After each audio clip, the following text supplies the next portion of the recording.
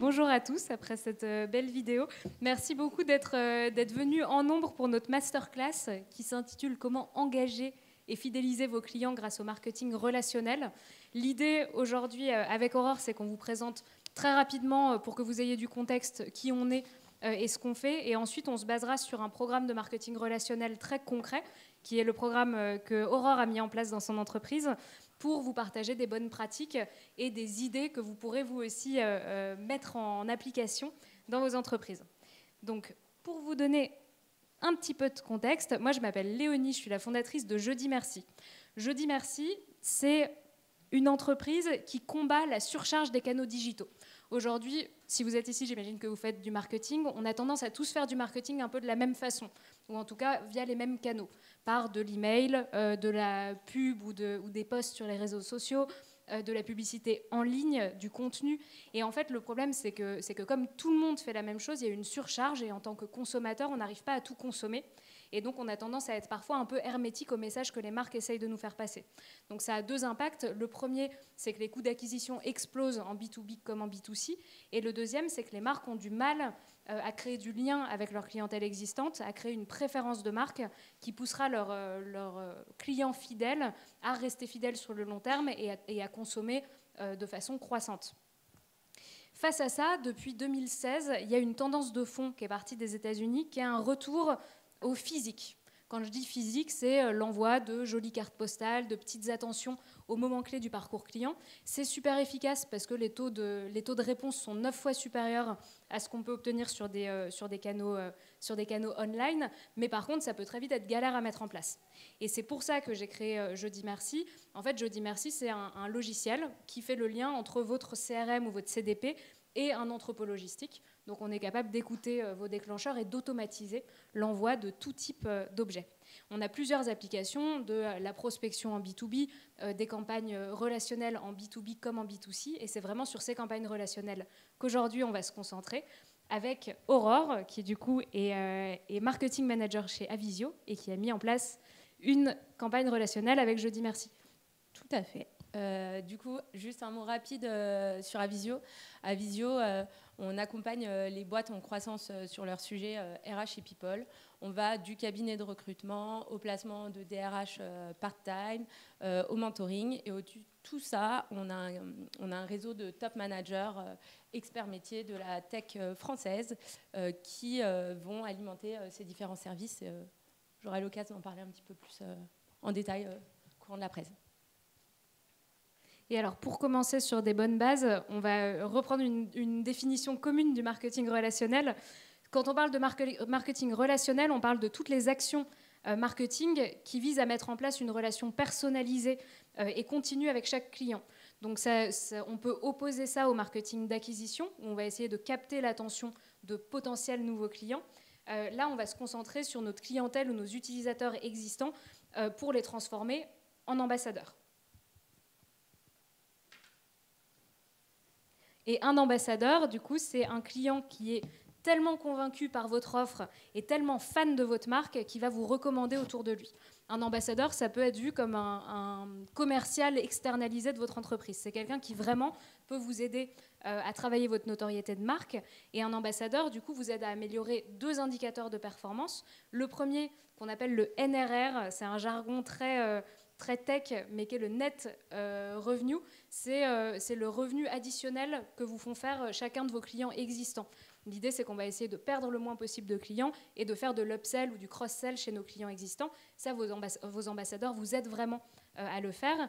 Et à côté, les ambassadeurs vous aident aussi à acquérir du nouveau business, à faire de l'acquisition, parce que c'est une source de parrainage, une source de recommandation. Ce sont des gens qui vont augmenter votre visibilité. Chez Avisio, les ambassadeurs, ils sont de 3 types. Il y a à la fois les clients Avisio, les talents et les top managers.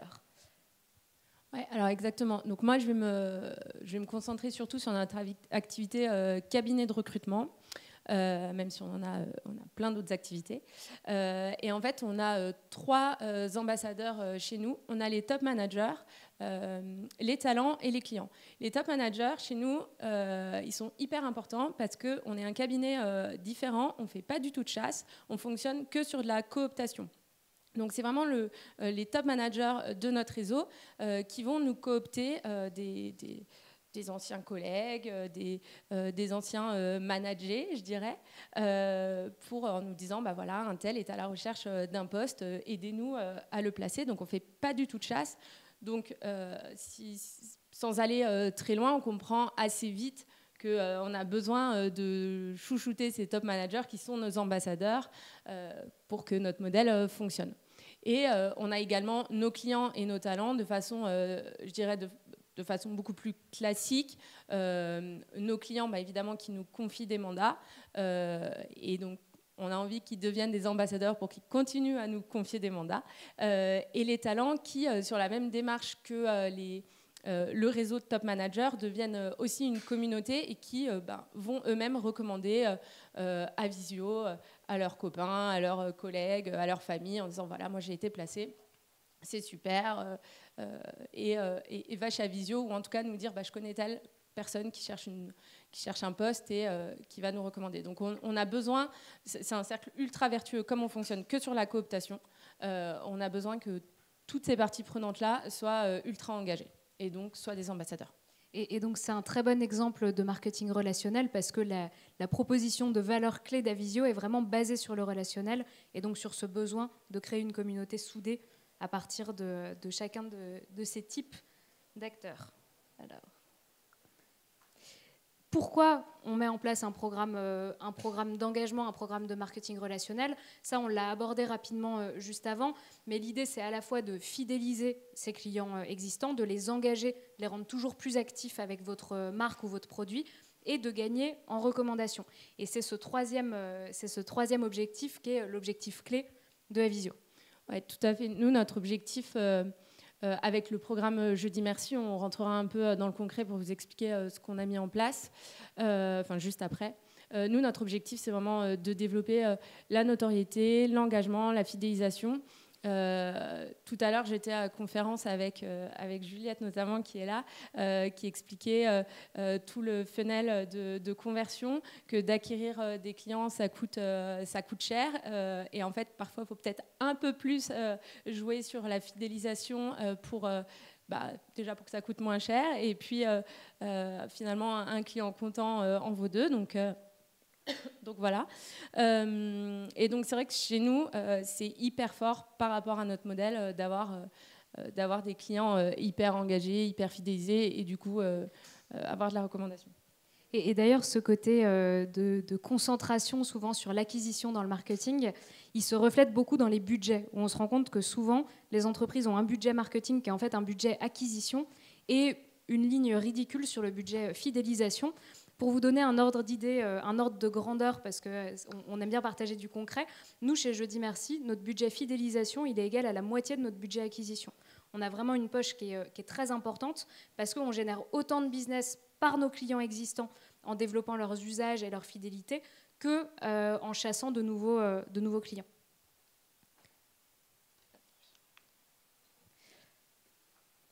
Après, sur les actions concrètes que vous allez pouvoir mettre en place pour engager votre clientèle, comme dans toutes les campagnes marketing, comme dans toutes les stratégies marketing, il va y avoir des étapes à prendre en compte. Nous, on a théorisé une création de programme ambassadeur en 5 étapes, où on va commencer vraiment par définir clairement quels sont les objectifs et la cible du programme. Donc c'est là qu'Avisio cible trois types d'acteurs et a des objectifs très clairs en termes de mise en relation, de notoriété et d'interaction au final entre ces membres de la communauté, notamment les top managers, et les recruteurs et les membres de l'équipe d'Avisio. Donc une fois qu'on a nos objectifs et nos cibles, on peut mettre en face un type de programme qui sera pertinent. Parce que si votre objectif est principalement de générer du nouveau business à partir de votre clientèle existante, les programmes à mettre en place en face seront des programmes de type programme de parrainage, où vous allez vraiment valoriser les gens qui vous apportent en direct des contacts et vous permettent de générer des nouveaux rendez-vous. Si par contre votre objectif est plutôt sur de la notoriété, sur de l'image de marque, de la brand awareness, le type de campagne que vous allez mettre en place sera très différent et les KPI que vous allez suivre seront aussi bien différents. Vous allez beaucoup plus regardez par exemple le nombre de posts générés par vos utilisateurs sur les réseaux sociaux, l'utilisation de certains types de hashtags, le nombre de communications entre vos clients et leurs chargés de compte, customer success, chargés d'affaires, peu importe leur nom.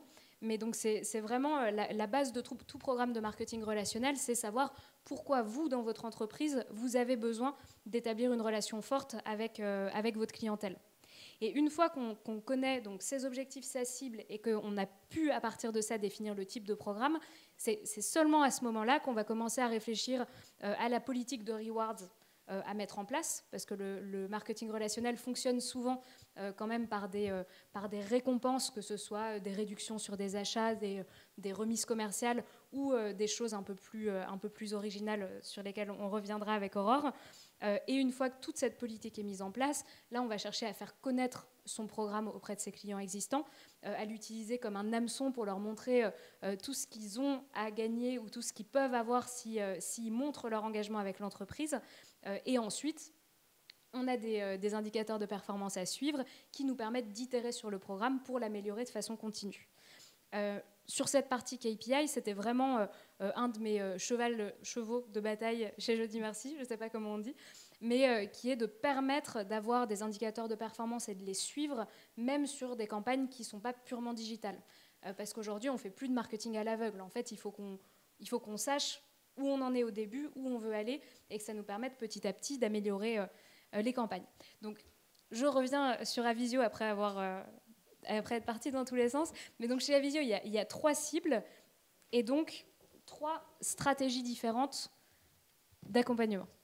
Ouais, alors exactement. Donc sur les talents, il faut bien voir que nous, les talents, on les rencontre jamais physiquement. On leur parle c'est nos talent managers qui vont parler avec eux, qui vont prendre leurs besoins, leur dire tu veux bosser où, quelles sont tes requêtes, et ensuite on va les placer. Et une fois qu'ils sont placés, finalement, on les aura jamais rencontrés, on aura créé un lien, je dirais, digital, mais on n'aura jamais été concrètement avec eux. Et si on revient à ce que je disais juste avant, qui était de dire on veut créer une communauté, on veut créer de l'engagement, on est obligé justement de se rappeler à eux, qu'ils ne nous oublient pas, et de continuer la relation qu'on a commencé à créer, parce que finalement, ils sont contents, on les a placés, on leur a trouvé un boulot, donc ils nous ont à la bonne, je dirais. Et donc, autant continuer à créer de l'engagement. Du coup, nous, on fait quelque chose de relativement simple, mais qui s'inscrit dans une stratégie un peu plus globale, c'est-à-dire qu'une fois que le talent est placé, on leur envoie un welcome pack personnalisé avec une gourde brandée Avisio. La gourde, c'est vraiment pour à la fois pas faire du goodies inutile. On a tous des gourdes aujourd'hui. Enfin, on ne va pas revenir sur les sujets d'environnement, mais voilà, c'est quelque chose qui est placé comme ça sur le bureau toute la journée. On le voit brandé Avisio. Et en fait, ça marque à la fois, ça marque le début d'une relation qui est un peu plus physique, c'est-à-dire qu'ils reçoivent le cadeau et ensuite, nous, on va animer une communauté qu'on appelle les talentueux. Où on va organiser des événements, etc., pour les retrouver. Mais en tout cas, ça marque vraiment le début. Ils ont quelque chose de physique et en général, ils sont très contents parce qu'ils ne s'y attendent pas. Donc voilà. La deuxième cible, ce sont les clients. Je dirais à peu près la même chose, mais en différentes étapes. C'est-à-dire qu'on va leur envoyer un cadeau pour les remercier nous avoir confié un mandat. Donc, ils reçoivent le premier cadeau, c'est une gourde, la même gourde que les talents reçoivent. Donc, c'est une boîte, une très belle boîte. On n'en a pas là, mais on a peut-être une photo après, qui est envoyée au client avec la gourde du talent dedans, avec une petite carte personnalisée. Merci de nous avoir fait confiance. Bonne chance dans votre relation à tous les deux. Et ensuite, on va... je pense que tu peux avancer. Voilà. Les cadeaux vont changer à chaque fois, c'est-à-dire que l'objectif, c'est que les clients nous reconfient d'autres mandats. Donc, on va changer les cadeaux à chaque fois. Le deuxième cadeau... Pour être concrète, c'est une petite plante pour qu'ils mettent sur leur bureau avec notre petit logo et une petite phrase qui va bien qu'on a brainstormé pendant un mois. C'est quoi la phrase? Pour être sûr de ne pas se planter. À Visio, pour être sûr de ne pas se planter. Plante, voilà. On était assez fiers. Et un truc qui est très sympa sur cet envoi, donc tu le disais, le client et le talent qui viennent de commencer une relation en tant que manager et recrutés reçoivent dans la même box un cadeau. Et donc c'est aussi un moment assez clé où le manager va parler avec la personne qui vient de recruter de son expérience de recrutement. Donc en fait, on pousse les gens à reparler d'Avisio après la relation commerciale. Ouais, exactement. Je mets un copyright pour être sûr de ne pas se planter. Je prends des royalties. Et donc le troisième cadeau, c'est un cocktail personnalisé Avisio. Et donc sur l'envoi talent client, on est sur quelque chose d'automatisé. Parce que vous imaginez bien, nous on place depuis le début d'Avisio, je vais dire des chiffres qui sont peut-être pas tout à fait juste, mais on a dû placer plus de 700 talents. Donc, si moi, je m'amuse à vérifier toutes les semaines qui a commencé quand pour envoyer à la mano des cadeaux, je ne m'en sors pas. Donc, avec un petit tableau Excel et les bonnes formules, on upload ça dans Jeudi Merci, et ça permet d'avoir un gain de temps pas possible et d'automatiser les envois de façon hyper facile. Et même les petits messages qui sont rédigés de façon manuscrite, même ça c'est automatisé, donc on n'a pas besoin de courir après les talent managers pour écrire des cartes. Donc ça c'est plutôt cool. Et la troisième cible, c'est nos top managers. Donc là on est plutôt sur des campagnes ponctuelles, autant les talents clients c'est du run. Là on est plutôt sur des campagnes ponctuelles pour marquer des grandes étapes, je sais pas, la rentrée, Noël, la Saint-Valentin. La Saint-Valentin ça marche plutôt bien. Et là on va envoyer des cadeaux pour les remercier de leur engagement, parce que le réseau de top managers, juste pour faire une aparté, on est sur un réseau qui est sous-marin, c'est-à-dire qu'on n'a pas de Slack, on n'a pas d'annuaire, on fait des événements, mais qui sont vraiment sur lesquels on communique pas du tout dessus. Et donc, finalement, assez vite, les top managers pourraient nous oublier parce qu'il n'y a pas le Slack ou l'annuaire ou le site dédié ou je ne sais quoi. Donc, on a besoin qu'ils nous gardent en tête pour qu'ils continuent à nous recommander des talents. Et donc, c'est vrai que Jeudi Merci, pour ça, c'est un bon moyen de le faire. Parce que souvent ils s'y attendent pas, et puis les cadeaux sont plutôt sympas. Voilà, il n'y a pas besoin d'envoyer des cadeaux qui coûtent 150 € si la boîte si c'est bien packagé, si y a le bon message dedans, si c'est bien personnalisé. Ça fonctionne super bien. Là, pour donner un exemple, on a fait quoi? On a fait des chocolats personnalisés. Là, je me souviens. Il y aura des photos après. Ouais. Et on a fait les cocktails aussi. On a fait des livres. Enfin, voilà, on fait pas mal de choses comme ça. Et du coup, donc, Aurore a un programme sur lequel les volumes sont très importants. Quand on se lance dans le marketing relationnel, on peut aussi commencer petit et être dans une approche très itérative où on va définir d'abord un scope très limité et ensuite petit à petit augmenter le volume. Donc un test peut être lancé simplement, mais en fait très vite, dès que les volumes sont importants, vous allez avoir besoin d'automatiser et de sous-traiter. Donc l'avantage d'une solution comme Jeudi Merci, c'est à la fois de gagner du temps parce que vous n'allez plus avoir à demander à quelqu'un dans votre équipe de préparer et expédier des colis. On a des clients qui nous disent que ça leur prend jusqu'à 4 jours par mois à une personne de l'équipe marketing de préparer et expédier des colis parce qu'ils ont décidé de mettre en place un programme ambassadeur. Donc ça peut très vite prendre beaucoup de temps. Si certains font des cadeaux à Noël, ils ont peut-être ça en tête. Derrière, un outil comme le nôtre permet d'avoir un grand gain de place au lieu d'avoir un placard ou une cave remplie de goodies dans votre bureau. Tout est stocké dans un entrepôt et vous avez une visibilité en live sur les stocks qui vous permettent de savoir quand faire des réassorts et quand renouveler des gammes de produits.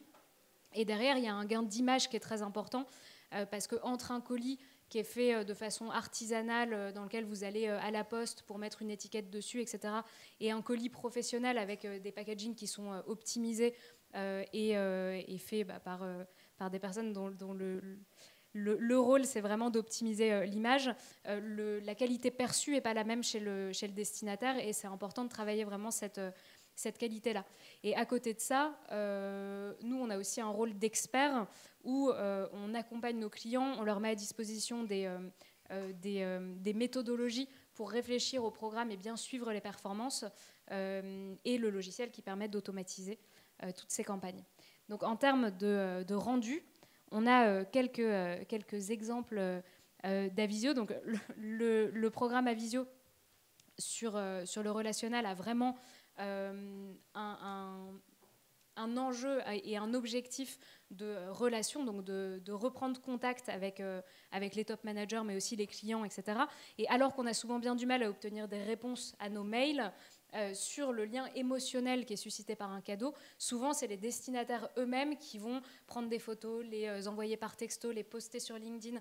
On a certains clients qui ont jusqu'à 10 pages avec leur propre hashtag sur LinkedIn de photos des cadeaux de personnes qui les mettent naturellement pour remercier. Donc ça peut avoir un impact assez fort. Ouais, nous sur les top man, donc là la première boîte c'est les gourdes. Et là, c'est sur les cocktails. Et sur les top managers, on a quasiment eu presque 100% de messages de remerciements. Donc, je ne sais plus combien on a envoyé. Je crois qu'on a dû en envoyer 70 des cocktails sur une période ultra courte.